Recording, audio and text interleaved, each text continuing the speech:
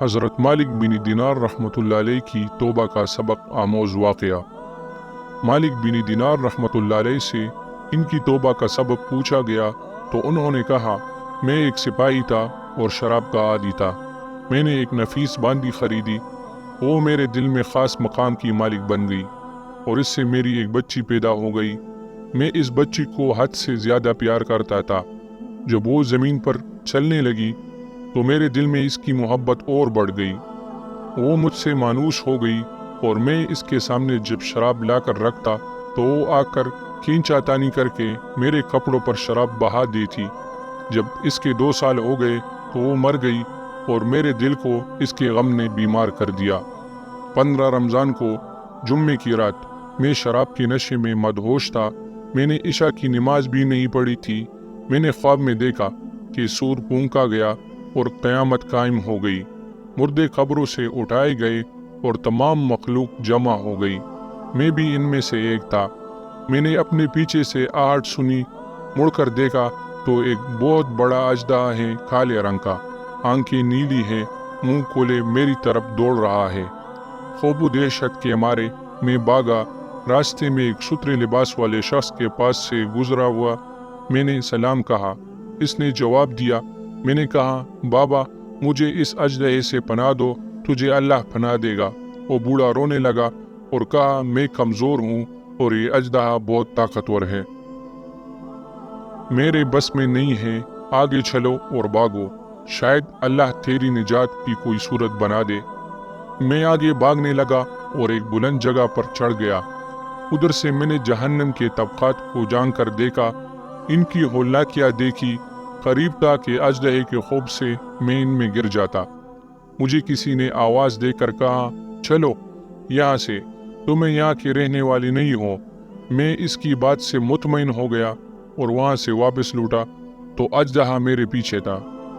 میں پھر اسی بوڑھے کے پاس آیا اور کہا، بابا میں آپ سے درخواست کی ہے کہ اس اژدہے سے میری جان چھڑواؤ، آپ نے کچھ نہیں کیا۔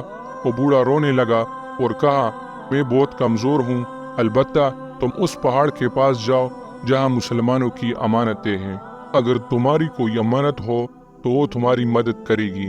میں نے دیکھا چاندنی کا ایک گول پہاڑ ہے، اس میں جگہ جگہ سوراخ اور روشن دان ہیں اور پردے لٹکے ہوئے ہیں۔ ہر روشن دان پر سونے کے دوپٹے ہیں اور ان کے قبضے یاقوت کے ہیں اور آرائش موتیوں کی۔ ہر پٹ پر ایک ریشمی پردہ ہے۔ جب میں نے پہاڑ کی طرف نظر دوڑائی تو فوراً اس کی طرف بھاگا اور اژدہا میرے پیچھے تھا۔ جب میں پہاڑ کے قریب پہنچا تو ایک فرشتے نے آواز دی، پردے ہٹاؤ، دروازہ کھول دو اور سیدھے کھڑے ہو جاؤ، شاید اس حاجت مند کی یہاں کوئی امانت ہو جو اسے اس کے دشمن سے نجات دلائے۔ میں نے دیکھا پردے ہٹ گئے اور دروازے کھل گئے اور ان روشندانوں سے بہت سارے بچے میری طرف جھانکنے لگے۔ ان کے چہرے چاند کی مانند تھے۔ اژدہا بھی میرے نزدیک پہنچ چکا تھا۔ میں حیران رہ گیا۔